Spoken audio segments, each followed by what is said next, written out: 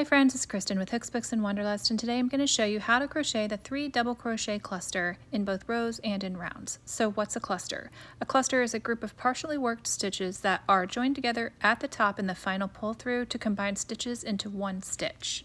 Today I'm going to focus on the 3 double crochet cluster, which means that we're going to be using 3 partially worked double crochets joined together at the top in a single pull through to create this very pretty and meditative stitch. So let's get started.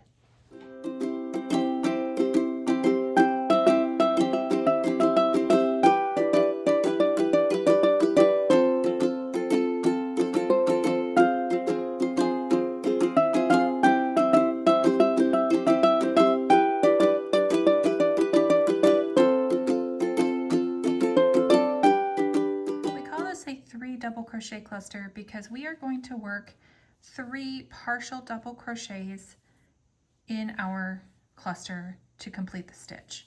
Now some variations might put a different number out in front of that. If it's a 2 double crochet cluster, you'll work 2 partial double crochets. If it's a 4, then you'll work 4 partial double crochets, so on and so forth. The number just indicates how many partial double crochets you're going to be working when you create the stitch. The 3 double crochet cluster is so named because it uses 3 partially worked double crochets before joining them all together at the top. So to do that, you're going to start a double crochet just as normal. You're going to yarn over, insert your hook into the stitch, and pull up a loop. Yarn over and pull through 2. So far, this is just like a regular double crochet. However, where normally with a double crochet, we would yarn over and pull through the last 2 loops on our hook, we are not going to do that. This we are going to leave as our first partially worked double crochet. From here we need 2 more, so we're going to do the same process. Yarn over, insert your hook into the same stitch and pull up a loop, yarn over, pull through 2. Now you'll have 3 loops on your hook with 2 partially worked double crochets. Yarn over, insert your hook again into the same spot and pull up a loop, yarn over and pull through 2. That is your 3rd partially worked double crochet. You have 4 loops on your hook. You'll always have 1 more loop than you have partially worked double crochets. You're going to yarn over and pull through all 4 loops on your hook. To complete the cluster, you're going to chain 1, you will skip 1 and work your next cluster in the next stitch. When you work the cluster stitch in rows, you are going to want to have an odd number of stitches for your stitch multiple. So I've got here a foundation chain of 15 chains. Now typically cluster stitches are worked on top of a setup row or round, and in this case I am going to do a setup row of single crochets and chain spaces just so that I can work my clusters more easily into those chain spaces. Since it's a single crochet, I'm going to add my turning chain of 1 chain and get started. If for some reason you just want to go directly into the chains with your clusters, then you would need 2 turning chains. So I'm going to go ahead and single crochet into the 2nd chain from my hook. And the way I'm setting this up, I'm going to single crochet into the first 2 chains, chain 1, skip 1, single crochet, and I'll continue the chain 1, skip 1, single crochet all the way across till I have 2 stitches remaining, and then I'll just single crochet into those last 2 chains. So I've got my last 2 stitches. I'm working a single crochet into each one of those, and I am ready to begin working my cluster row. When you're working this stitch in rows, the traditional method calls for you to begin with a chain 4, which counts as a double crochet plus a chain 1, and to end with a chain 1 and a double crochet. The problem with this is I find that it creates these gaps that I think are kind of unseemly, and I don't like them. So when I do this in rows, what I actually do is I will work a partial cluster at the beginning and end of each row. So I'm going to show you what that looks like. So I've reached the end of my little foundation row in between my cluster stitches, and I'm going to chain 2 and turn my work. And that chain 2 is going to count as my first partially worked double crochet for this partial cluster that I'm going to make. Now we are working a 3 double crochet for this tutorial, but the partial cluster is going to be a 2 double crochet cluster. So essentially it's going to look like chaining 2 and double crocheting in the first stitch, and that's all it is. So you're going to yarn over, insert your hook and pull up a loop, yarn over, pull through 2, yarn over, pull through 2. So I call this a partial cluster because, again, that chain 2 that we started with counts as 1 partially worked double crochet, and then we worked a second partially worked double crochet and pulled through the final 2 loops. So from here I'm going to chain 1, and I'm going to work my cluster into the second stitch from my hook. So I've got 1 stitch, and then the second stitch is actually a chain space in my foundation row. So I'm going to work that cluster, and just again, it's going to be a yarn over, insert your hook and pull up a loop, yarn over, pull through 2.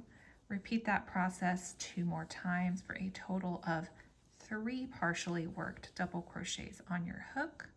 You should have 4 loops on your hook. You're going to yarn over and pull through all 4. Finish that off with a chain 1, and then you're going to skip 1 and cluster in the next. And you'll just continue that all the way across the row, and when you get to the end you'll work another partial cluster. So I'm going to finish my row and I will show you how to do that.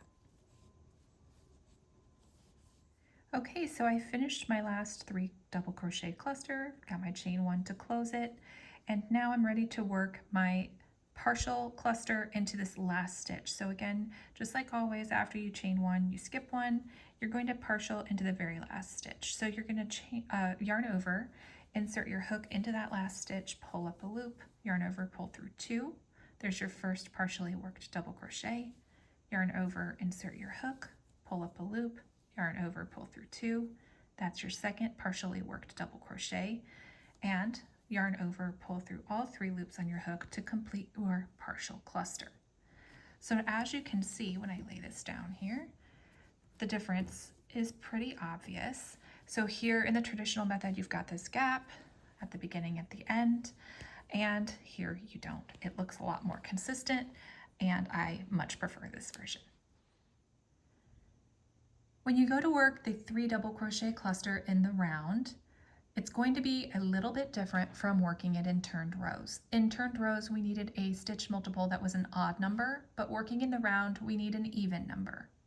And in working in rows, we used a partial cluster to start and end our rows. But when we're working in the round, we need the whole cluster. So here's how we're going to start and end our rounds when we're working in the round. We're going to chain 2, and just like when we were working in rows, this counts as our first partial double crochet for this 3 double crochet cluster.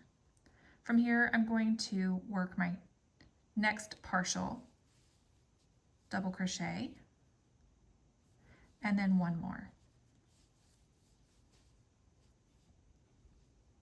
all into the same place. And then I'm going to yarn over and pull through all of the loops on my hook. This is the only instance when you're using that chain 2 as a partial double crochet. This is the only instance where you're going to have the same number of loops on your hook for that final pull through as you do partial double crochets.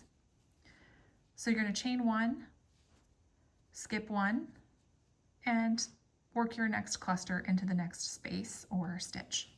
So you're going to yarn over, pull up a loop, yarn over, pull through 2, do that 2 more times,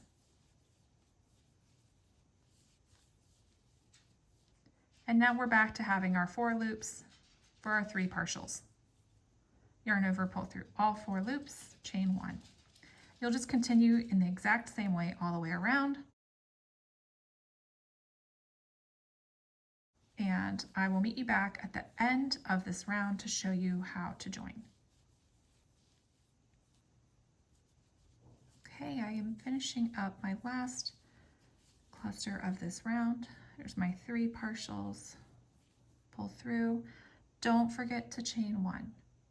I feel like a lot of people are going to skip this part when it's time to join, so don't forget your chain 1.